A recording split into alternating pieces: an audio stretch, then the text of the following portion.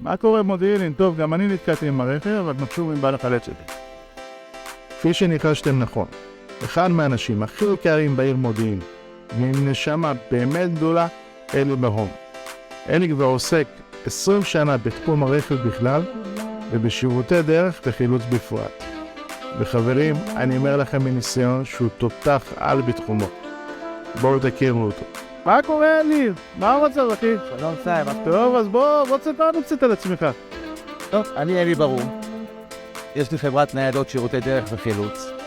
אני עוסק בחשמל רכב, מכונאות רכב.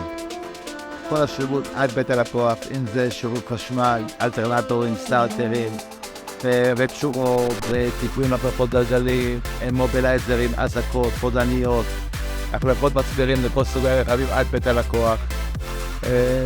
השירות שלי הוא בקטע של להגיע ללקוח כמה שיותר מהר ולתת השירות מבחינת אמינות, זריזות, יעילות בצורה הכי טובה שאני יכול לתת ללקוח.